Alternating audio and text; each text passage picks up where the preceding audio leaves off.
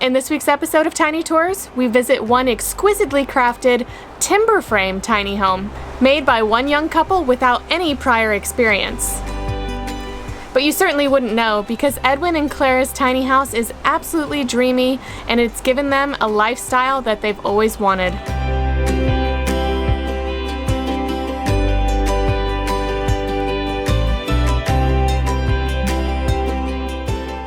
So let's take a tour.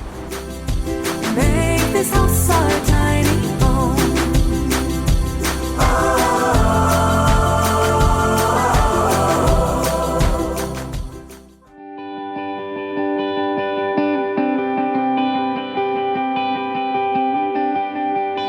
Hi, my name is Edwin. Hi, my name is Clara, and this is our tiny home.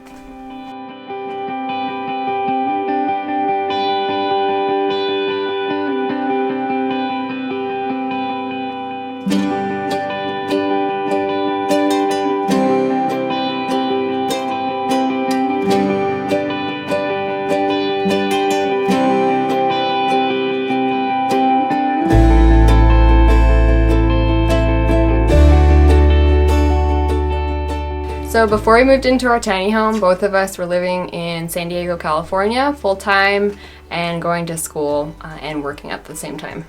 We realized I was going to school for engineering, accruing a lot of debt. We were living kind of a city life, just working all the time, going to school all the time. And the way our future was going to play out seemed not the best option for us in the sense of, is there another way to go about this without accruing a bunch of debt on our life and playing into this mold that's kind of set up for us? So the idea of living in nature in a tiny home ultimately to reduce our overall debt that our life would accrue and be able to have more time to focus on the things that we wanted to focus on really appealed to us. So we've been living in this tiny house since January, right before COVID and the whole world shut down. It was convenient to move in here because they told everyone to go into isolation, and here we are in the middle of the woods by ourselves in a tiny home, so it was kind of just perfect timing. When we decided to take on building a tiny home, we didn't have any construction experience beforehand. Some close family friends of ours who lived in this area lost their house that took them 30 years to build. They had a 2-story beautiful home. So we agreed to leave San Diego and come help them rebuild their home in trade that they could help us learn how to do carpentry and help us build our dream of a tiny home. So we built the whole tiny home ourselves. We had a lot of help from family and friends. So prior to building this tiny home, I had no building experience. I never held a drill in my life. And so this whole experience of helping our friends build their house and their barn was to learn how to build, and then in exchange, we were able to learn how to build our own tiny home. And so our expectations going in was that it would take about a year, and roughly overall it took about 3 years. One of the things that's very unique about this home that stands out to a lot of people is the woodworking. This style of building is called timber framing. To me, the idea of a timber framed home that you can wake up to and see these beautiful beams from wood that we cut down, we milled, and we carved ourselves was just such an alluring idea. We had to go for it. Process of doing that, however, was very, very tedious. It's not used so much now because of how arduous and time consuming it is. For instance, each of these, Claire and I had to cut, shape, and then each of them have a tenon. So we had to cut these tenons into each of these blocks of wood, and then we had to cut a corresponding pocket into the other block and then fit them together. Yeah, it took us just a long time carving and cutting the wood to get to that point. So that was half the time of the build almost, it felt like, was just making all of the beams and everything. But it also took longer because we milled our own wood, planed and shaped it and everything. So we kind of did everything from the bottom up. Literally all of the wood that you see in this house, Claire and I milled ourselves. And many of the trees we cut down ourselves too. So in hindsight, I think if we knew how long that was going to take, maybe we wouldn't have chose it. But looking at it now, I definitely wouldn't do it any differently. This house cost about $30,000 to build. That being said, we did have access to our own mill, a friend's mill, trees that we could mill. So we saved a lot on lumber, but overall cost was about $30,000.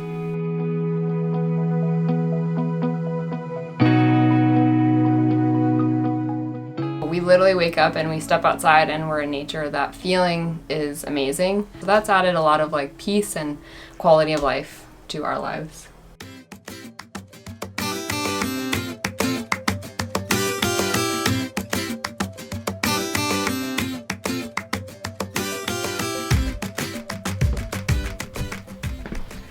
So this is the grand room. This is where we practice yoga. We really wanted to have a space to kind of have walking space, have people over. So this was a really big deal for us to have this much floor space in a tiny house. Over here we have our bedroom. So this is the master bed. We have a ladder that you can pull out that comes onto the ground, and so that's how we get up into the bed. We love doing coffee in the morning, so sometimes we'll get our coffee and then curl up in the bed, and that's one of our favorite things to do. And we have our computer set up as well. So we love also watching movies, YouTube videos, so we'll have movie nights up in there. That's really fun too. And these are our hanging chairs. We have a couple friends that we love inviting over to hang out. So it was really important for us to have a space where they felt welcome and it didn't feel crammed, because in a tiny house it's really easy to happen. So we wanted extra seating. So these hanging chairs kind of offer more places for people to be in our house, and really like that. And these are our drawers. So this is Edwin's drawer and this is my drawer. So they go out pretty far. They're about 6 feet long. And this is actually more drawer space than I've ever had in my whole life, so it's kind of cool that it happened in our tiny house. Under here is kind of where we keep miscellaneous stuff that we can't fit in our drawers, or just things that we like to hang. We have some shoes. We have our big swamp cooler back here, and that's really nice in the summertime when it's 100 degrees out here. This is our propane heater, so in the morning we just turn on the propane heater from this little dial here, and that's a really nice way to wake up in the morning because it makes the house all toasty.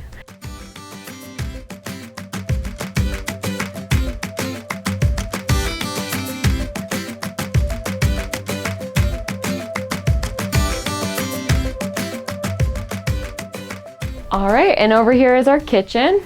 So this is the dish rack. So we store all of our dishes on this rack, and it's kind of cool because it drips down into the sink. It's kind of a two-in-one function, and we have some storage up on the top for fruits and veggies and dishes. And for the small space that we actually have a surprising amount of storage. So we have all the storage underneath here for extra cooking utensils, and then in these drawers we have all sorts of bulk food items. And this is our induction cooktop, so really easy to clean.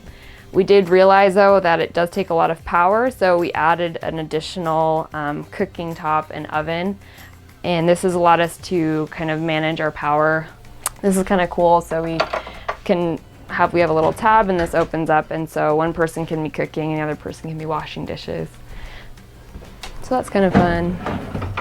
And this is our fridge. So one of the most important things was we did not want a mini fridge because we've lived in places where we didn't have very much storage for food. So having a full-size fridge was a very big luxury that we were able to accommodate in our house. So we were really excited about that.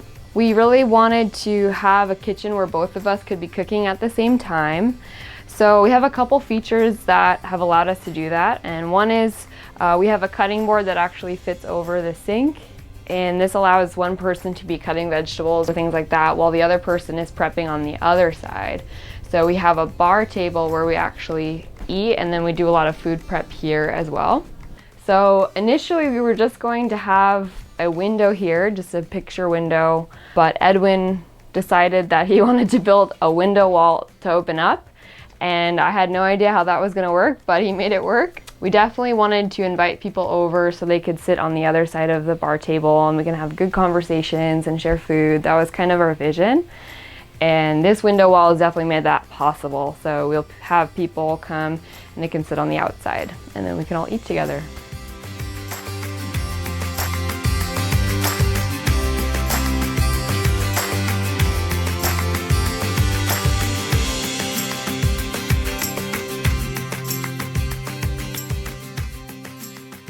This is our bathroom. So we have a pocket door that slides in to the wall.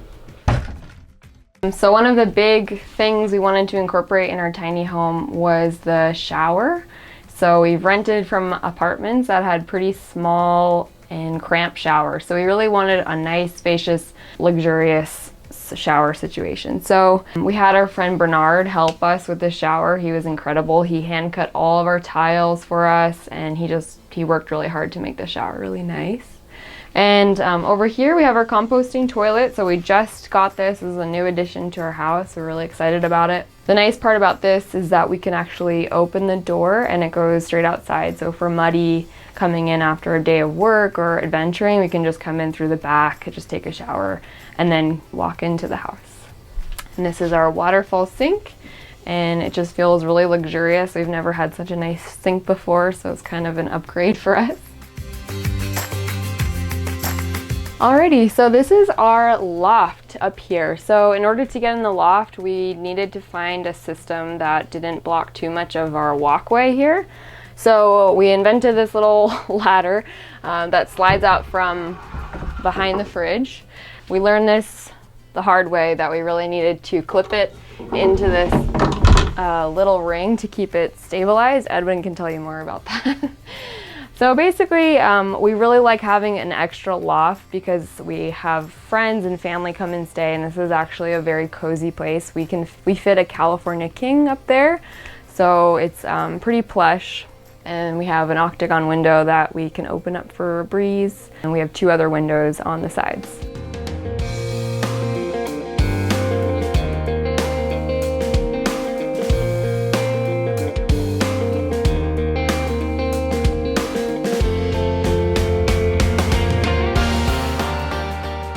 So this is our back deck.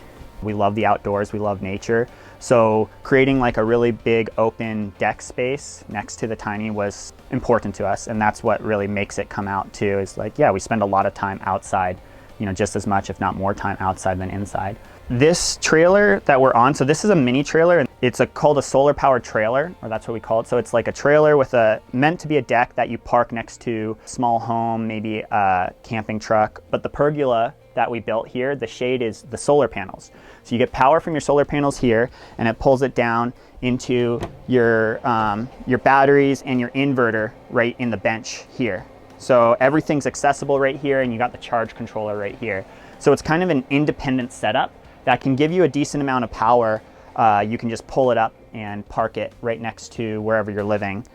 As far as the siding goes, the siding is steel. We got the steel red roofing, and then this is actually steel as well too here, meant to look like shingles. The advantage of the steel siding is it's very lightweight to install, and then also it's very fire resistant. Clara and I really just love wood so much, so we kind of kept all our trim and we mixed some wood into the siding here, even though it's not as fire resistant because this is a fire heavy area. We just love the aesthetics of the wood so much that we decided to risk it. And again, like anytime we had an opportunity to keep our live edge of the wood, we just left it there. We like that look a lot.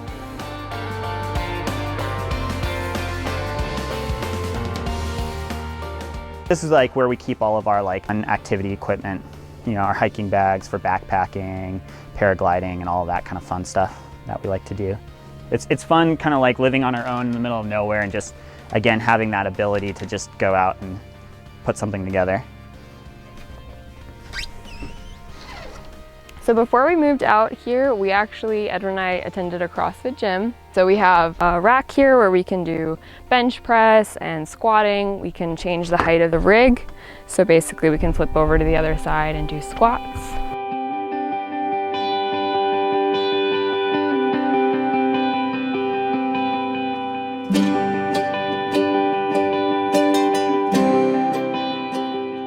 So one of the biggest benefits about going tiny is we just need less stuff to make us happy. So we focus a lot more on like quality time and less on about accumulating stuff, because we actually just can't have as much stuff as we used to. And we go out and we adventure and go on walks and do that kind of stuff a lot more. There's a lot of challenges that showed up living here, mainly because we're living off-grid in the middle of the woods, and we rushed into this like before getting like utilities or anything set up. Like we just got our tiny home here and we got the bare essentials. So we have a couple 300-watt panels. It gets us by with, you know, basic power.